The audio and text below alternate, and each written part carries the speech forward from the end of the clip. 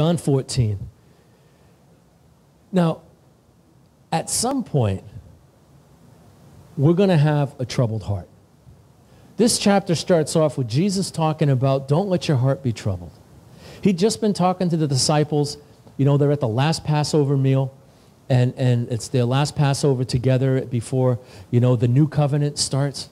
That'll be written in his blood. He's going to go to the cross within, you know, less than 24 hours of them being at this table together. And their hearts are troubled. And this word for trouble is a word called, turbulence from, but it's torasso is the Greek word. Torasso. And so he says, don't let your hearts be troubled or turbulent or disturbed, right? But life is going to bring some sort of disappointment at some point in time. It's going to happen. Things fall apart. Something in life will disappoint us. A relationship will fail. Friendships will fail. Someone will hurt us. Someone will betray us. Someone's betrayed Jesus. You know, he told them that someone was going to do it. He told them who it was. And those guys were in such an emotional state, it went right over their head. They didn't even realize that Jesus told them that it was Judas. And they were so disturbed because of the turmoil that their hearts were in. And, you know, the Lord's going to go to the cross. I mean, the whole thing, right? But you know, we're no different than the disciples who had troubled hearts.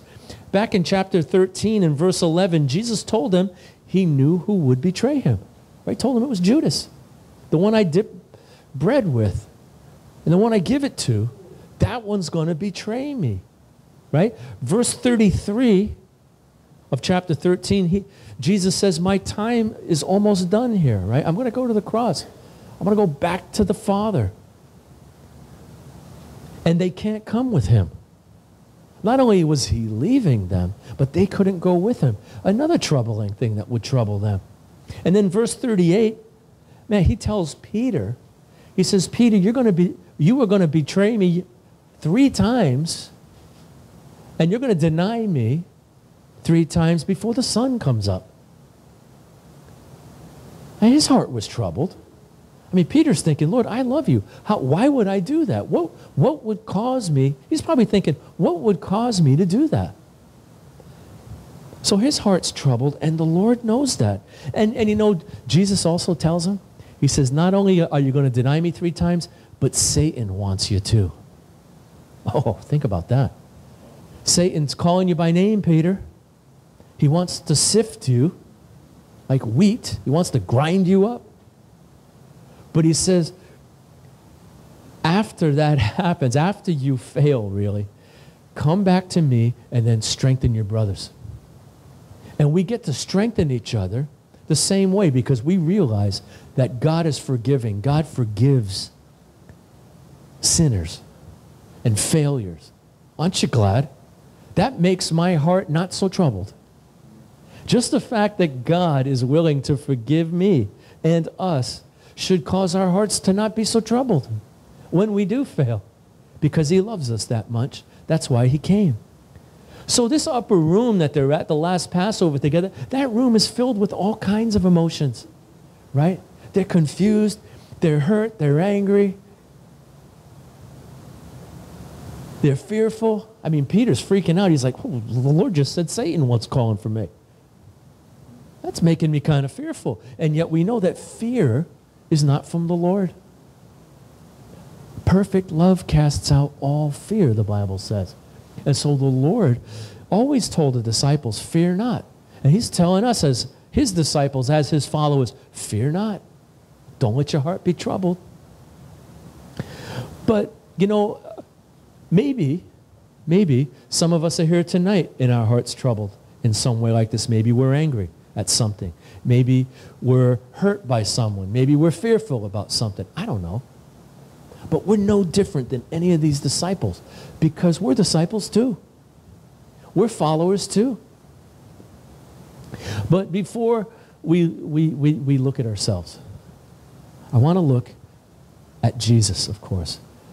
Because the disciples have no idea what he's going through. His heart's troubled too. As a man, he's troubled. He said, look, my soul is troubled. My spirit's troubled. And there's that word we get turbulent from, shaken, right? Violently, shook, like an earthquake. The Lord, as a man, was going through some stuff. As a human, his humanity was troubled. He's being betrayed. He's going to go to the cross literally in a few hours. The one who knew no sin is going to take on the sin of the world. So we wouldn't have to be separated from the Father like he would be separated from the Father for that brief period of time while he was on the cross. You know how when he was on the cross and he released his spirit, it was dark for like 3 hours. Well, there was an actual eclipse happened. But God was showing in the natural what was going on in the supernatural. That the Father had to not look at the Son for a period of time while he took on the sin of you and me and the world. The only time in history that the Father and Son were ever apart. It was a real dark time. And only God the Son could do that. He took our place. The one who knew no sin became a sin offering for us. Took on our sin. He took our place, right? And so he, knowing what was coming, man, he was troubled too. His spirit was troubled. His soul was troubled. Verse 21 of chapter 13 again talks about that. So what did Jesus do when he was troubled? He served people. He prayed. Yeah, he did pray. He prayed to the Father. And the Father reminded him of his purpose. And then once he remembered what his purpose was, boom, he started to serve. That's what he did. His heart was troubled. He was going to be betrayed. He knew he was going to do it. And what did he do? He washed the feet of the disciples. And then he asked them if they knew what he was doing. I mean, Jesus always, that's how he taught. He would always do it and then he would teach.